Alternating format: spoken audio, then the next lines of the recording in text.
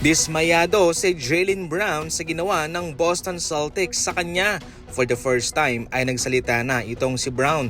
Excited siya sa kanyang bagong chapter sa Sixers, pero at the same time dismayado siya kung paanong nagtapos ang kanyang career sa Boston Celtics. Sinabi mismo ni Brown, mga idol, na naging mabilis ang pangyayaring ito dahil pagkatapos po ng pag-trade sa kanya ay sinubukan pa niyang bumalik sa kanilang facility doon sa Boston Celtics, pero ang kanyang K-card ay rejected na. Hindi mismo naiintindihan ni Brown kung bakit ganito ang pagtrato sa kanya ng kanyang kupunan, kung saan ibinigay niya ang lahat-lahat.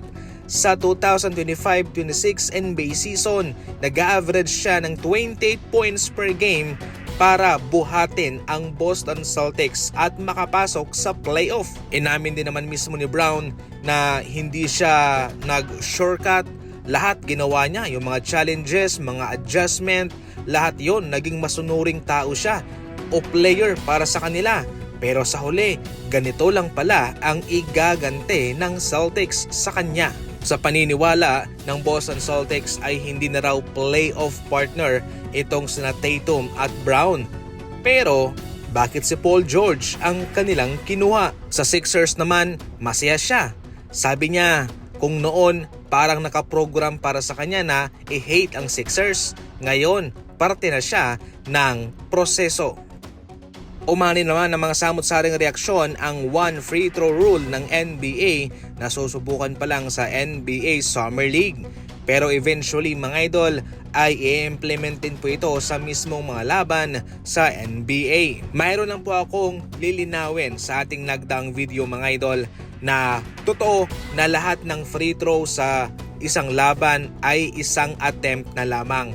Yung 2-point foul, 1 attempt equals 2 points. Yung 3-point foul, 1 attempt o 1 shot, kung mapapasok mo, matik 3 points kaagad yon. Siyempre malaking bagay ito sa mga nagpapa-ending po dyan mga idol. Pero eto, sa huling 2 minuto sa 4th quarter at sa overtime ay ibabalik po ang orihinal o standard na free throw rules. Nandito po mga idol sa ibaba. Standard free throw rules apply in the last 2 minutes of the 4th quarter and during overtime. So hindi ka na po pwedeng mag 1 free throw. So invalid na yon. So sa last 2 minutes, balik na ulit sa standard. Samantala, ayon mismo sa Golden State Warriors mga idol, hindi sila naniniwala na sila ang frontrunner na makuha si LeBron James. Although sinabi mismo ni LeBron na siya'y bukas na sumama kay Stephen Curry, pero sa ngayon kasi ay marami na ring mga kupunan ang nagpapakita ng interest na makuha siya. Halos lahat ng mga NBA teams mga idol maliban sa Los Angeles Lakers. Free agent kasi si LeBron at handa siyang pumirma ng mababang contract. Ibig sabihin nun ay okay lang ito sa lahat ng mga kupunan na papirmahin siya dahil affordable na ang kanyang value. Definitely nasa kay LeBron James na lang po kung ano ang kanyang pipiliin dyan. Probably para sa akin mga idol, gusto ko talagang makitang maglaro si LeBron para sa Golden State Warriors.